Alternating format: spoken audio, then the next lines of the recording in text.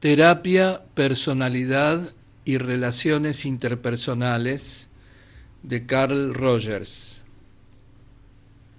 Cuarto, teoría de las relaciones interpersonales. Quiero avisarte que este capítulo también es muy técnico y que en los comentarios se hacen referencias a las breves exposiciones formales de la teoría, las que están en letra pequeña, tanto del mismo capítulo como de capítulos anteriores, por lo cual te recomiendo que para aprovechar bien la escucha de este capítulo tengas a mano tus apuntes o te dirijas cada tanto a los audios, videos anteriores. La elaboración más reciente de nuestros trabajos teóricos consiste en encontrar y formular el orden fundamental inherente a toda comunicación y a toda relación interpersonal. Como podrá advertirse, los resultados de esos trabajos derivan esencialmente de la teoría de la terapia. Esto no debe sorprender, puesto que la relación terapéutica no es en realidad más que un caso particular de las relaciones interpersonales. En las páginas siguientes presentaremos sucesivamente las teorías relativas al desarrollo de una relación en vías de deterioro y al desarrollo de una relación en vías de mejoramiento. De cualquier modo, es evidente que se trata de dos secciones de una magnitud continua. Letra pequeña A. Condiciones del desarrollo de una relación en vías de deterioro. La comunicación y la relación se deterioran cuando están dadas las siguientes condiciones. 1. Un sujeto I, consciente en entrar en contacto y en comunicación con otro sujeto X. Nota: como la teoría se ha establecido primordialmente en función de X, no es necesario agregar más especificaciones a las características de I. Basta con saber que I es un sujeto medio y que por consiguiente presenta cierto grado de inadaptación, ya que es susceptible de conflicto, de incongruencia interna y de conducta defensiva. 2. El sujeto X desea, por lo menos en grado mínimo, entrar en contacto y en comunicación con Y. 3. En X existe un acentuado estado de incongruencia interna entre los elementos siguientes. A. Su experiencia del objeto de su comunicación con Y. Este objeto puede ser la relación misma o cualquier otra cosa. B. Su simbolización consciente de esta experiencia, en particular con relación a su concepto de sí mismo. C. La expresión consciente, verbal o no verbal, de esta experiencia, es decir, la comunicación de esta experiencia a I. Fin de la letra pequeña. Comentario. Cuando el estado de incongruencia interna señalado en 3 gira en torno, por un lado, del elemento A y por otro lado, de los elementos B y C, podemos decir que X no funciona adecuadamente, por lo menos con respecto al objeto de que se trata. En ese caso, los efectos inmediatos de tal incongruencia son de orden personal. En cambio, si el estado de incongruencia gira en torno de los elementos A y B por un lado y por otro del elemento C, se trata más bien de un simulacro o de un engaño, y las consecuencias inmediatas son sobre todo de orden social. Si hay incongruencia completa o casi completa entre A, B y C, es decir, entre la experiencia de X, su significación cognoscitiva, su simbolización y su expresión, entonces nos encontramos ante un estado de disociación o de incongruencia psicológica completa. Vuelve la letra pequeña. B. El proceso de una relación que se deteriora. Cuando las condiciones que acabamos de enunciar existen y se mantienen, se desencadena un proceso que tiende a tener las características y direcciones siguientes. 1. La comunicación que emana de X es contradictoria y o ambigua, por cuanto implica a la vez a. Elementos verbales y no verbales que corresponden a la manera en que X se representa el objeto de su comunicación. B. Elementos que corresponden a un sector de experiencia que no está o no está correctamente simbolizado en la conciencia, entre paréntesis, segundo G. 2. Y se da cuenta, en el nivel de la experiencia, de las contradicciones y ambigüedades contenidas en la comunicación de X. A. Su percepción tiende a limitarse a B1A, es decir, a los elementos manifiestos de la comunicación de X. Aquí, en una nota al pie, dice: este es un punto fundamental. Si Y está lo suficientemente abierto a su experiencia como para ser consciente de la comunicación de X descrita en B1B, las condiciones B y C no se producirán y su propia respuesta a X será clara y congruente. Si además de tomar conciencia de todas las comunicaciones de X, experiencia una consideración positiva incondicional hacia X, entonces la relación será enriquecedora, como la que se describe en las secciones D, E y F, analizadas a continuación. Y sigue. B. Por consiguiente, tiende a establecerse un estado de incongruencia entre su experiencia y su percepción de la comunicación que emana de X. C. En consecuencia, su reacción con respecto a X es igualmente contradictoria y o ambigua, puesto que ha adquirido las características descritas anteriormente con relación a X, entre paréntesis B1, A y B. 3. Como X es vulnerable, tiende a percibir las reacciones de Y como potencialmente amenazantes. A. Por consiguiente, tiende a distorsionar su percepción de la reacción de Y para conformarla a la imagen que se hace de sí mismo. B. En consecuencia, su percepción del marco de referencia interno de Y es inadecuada y no está en condiciones de experimentar un alto grado de empatía. C. Por el hecho de que percibe a Y como potencialmente amenazante, X es incapaz de experimentar un sentimiento de consideración positiva incondicional frente a Y. Así, las condiciones de la terapia descritas en primero A, 3, 4 y 5 se encuentran invertidas en X. 4.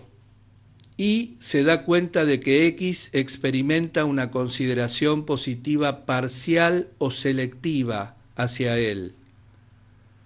5. Y se da cuenta, en el nivel de la experiencia, de la falta de comprensión empática de parte de X.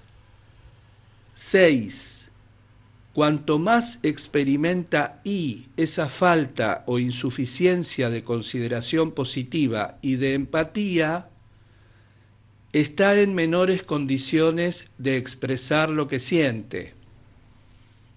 Es menos capaz de expresar sentimientos que se relacionen con el yo. Su percepción es menos diferenciada.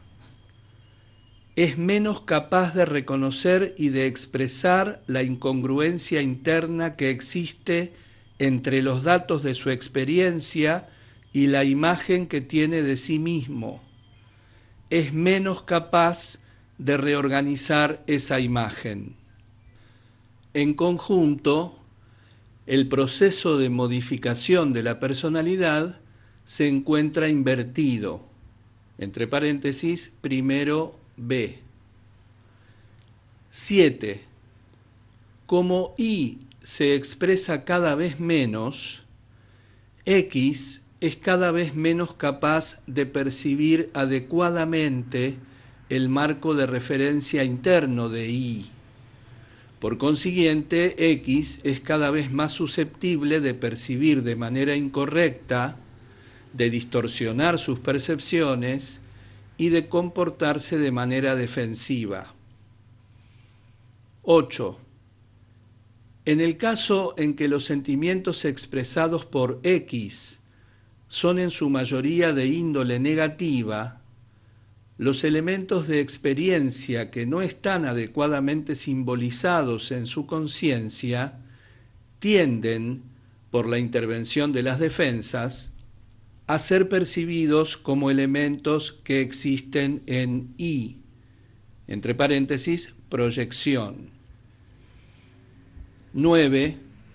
En ese caso, I tiende también a sentirse amenazado en la medida en que la situación lo vuelve consciente del estado de incongruencia existente, por consiguiente tiende a su vez a reaccionar de manera defensiva. C. Los efectos de una relación que se deteriora. Si ese proceso prosigue, tendrá las consecuencias siguientes. 1. X e Y se comportan de una manera cada vez más defensiva. 2. La comunicación es cada vez más superficial, es decir, se relaciona cada vez menos con el individuo total. 3. A causa de la intensificación de las defensas, la percepción de sí mismo y del otro es cada vez menos diferenciada, es decir, cada vez más estrecha y rígida. 4.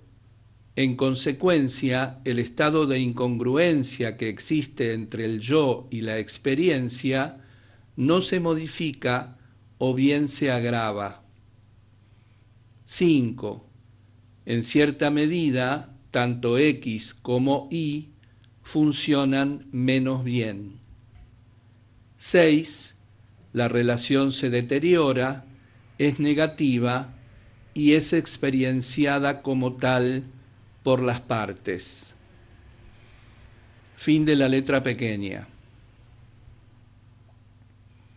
Comentarios sobre A, B, C. Reformularemos esta exposición estrictamente teórica y técnica en términos de experiencia corriente.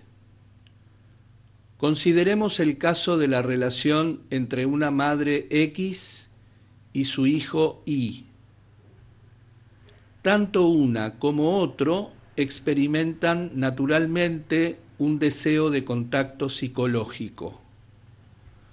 Sucede, sin embargo, que la madre experimenta igualmente hacia su hijo un sentimiento contrario que puede describirse del modo siguiente: te guardo rencor porque me impides proseguir mi carrera.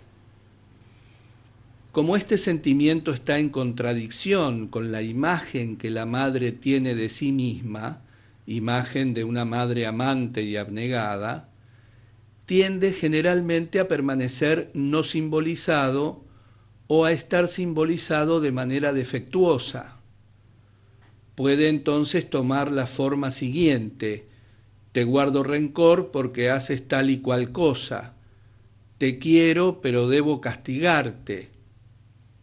Tal simbolización del sentimiento es asequible a la conciencia y de esta forma encubierta se expresa en las relaciones entre la madre y su hijo.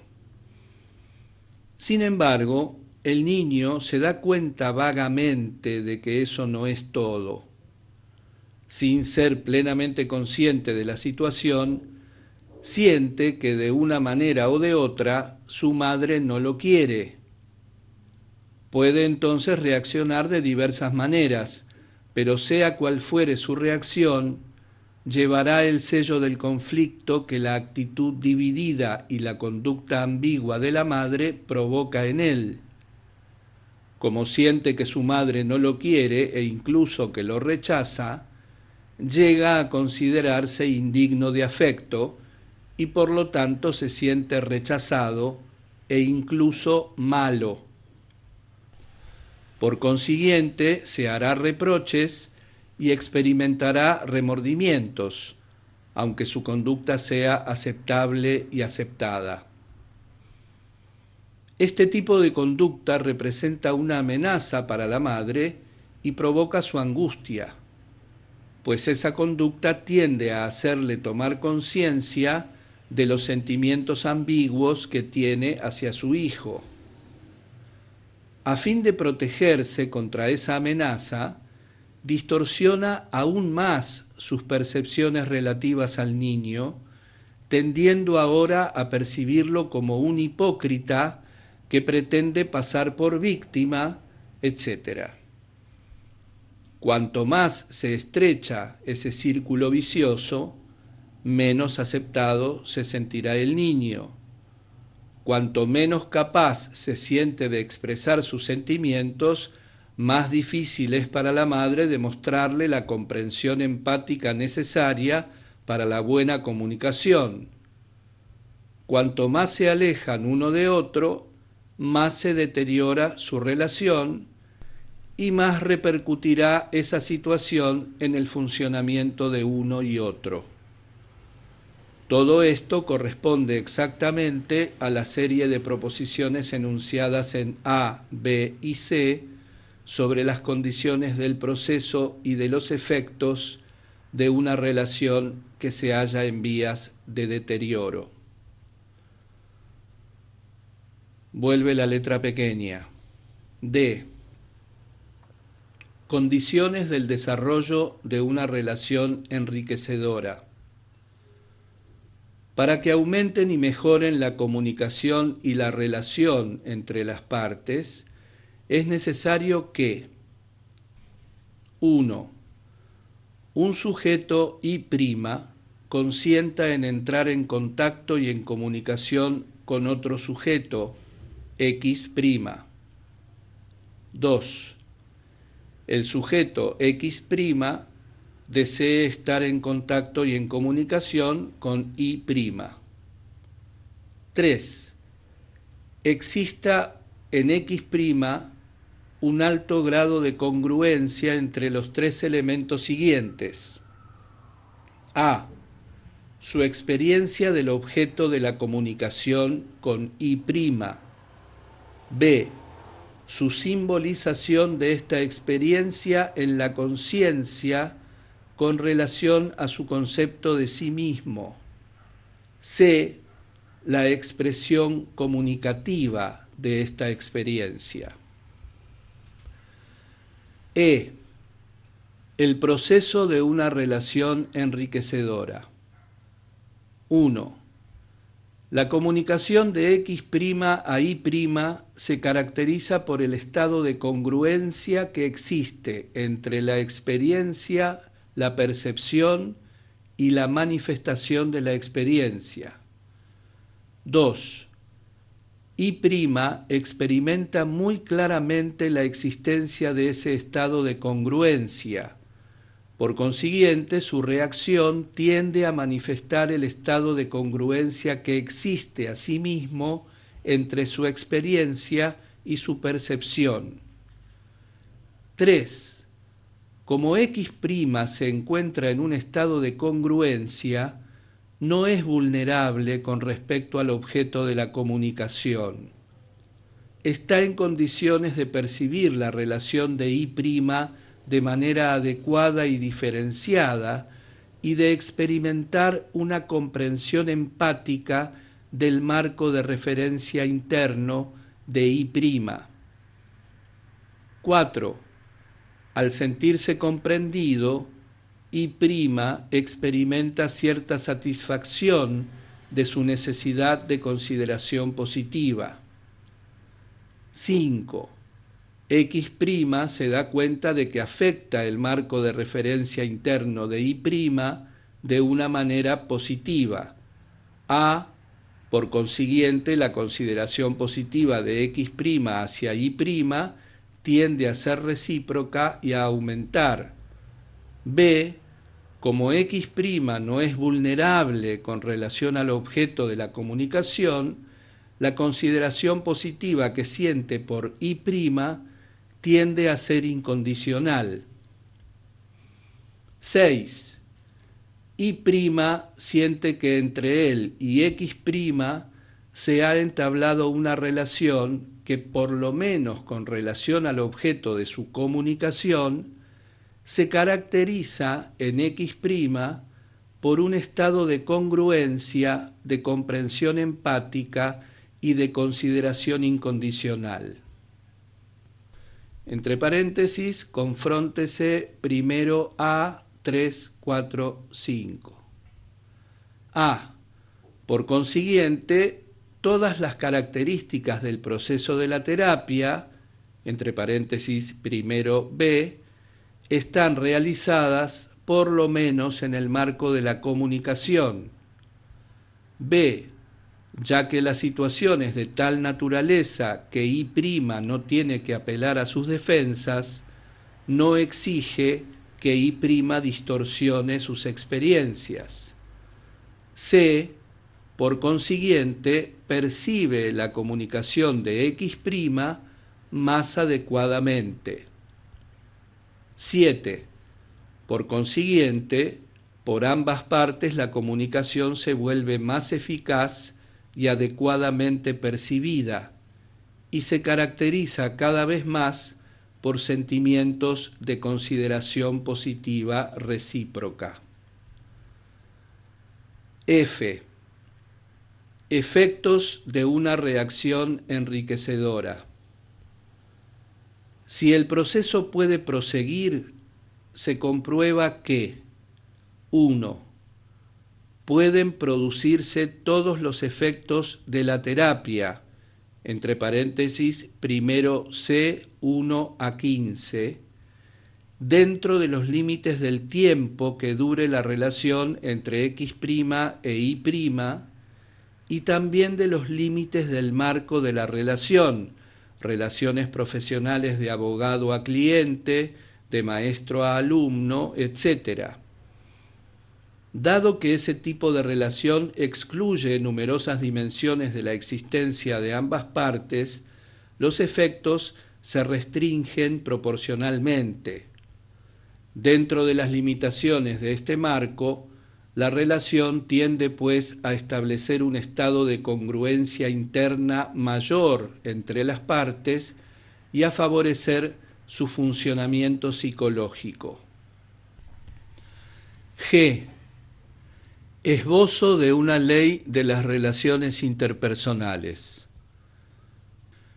Podríamos resumir todo lo que se ha expuesto hasta aquí en una ley general y única de las relaciones interpersonales y especificar las relaciones funcionales de los conceptos que dicha ley pone en juego.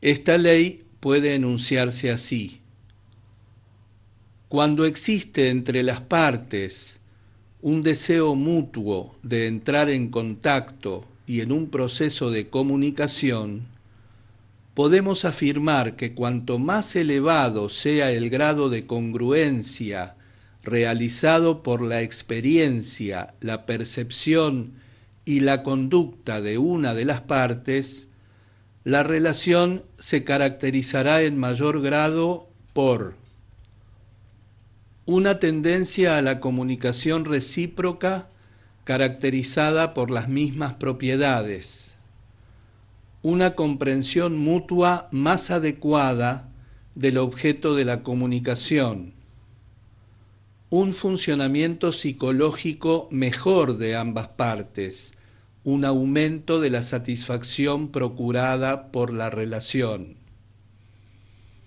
En cambio, cuanto mayor sea el estado de incongruencia entre la experiencia, la percepción y la conducta, la comunicación entre las partes se caracterizará en mayor medida por los mismos atributos. Menos adecuada será la comprensión, más descenderá el nivel de funcionamiento en ambas partes, menor será la satisfacción que reporte la relación a ambas partes. Fin de la letra pequeña. Comentario. Esta teoría no es un producto ya terminado, sino un proceso en vías de elaboración. Su fundamento, de orden empírico, no ha alcanzado aún la etapa experimental. Es esencialmente una teoría deducida de la teoría de la terapia y que proyecta en un ámbito nuevo una serie de hipótesis susceptibles de ser confirmadas o rechazadas. Los elementos de prueba proporcionados por estudios de este tipo pueden no solo modificar o confirmar esta teoría de las relaciones interpersonales, sino que permitirán enfocar la teoría de la terapia desde una nueva perspectiva. Elementos de prueba. Aunque la teoría de las relaciones interpersonales pueda contar con ciertos elementos de prueba provenientes de la experiencia clínica y de la investigación, es preferible presentarla sencillamente como una teoría derivada.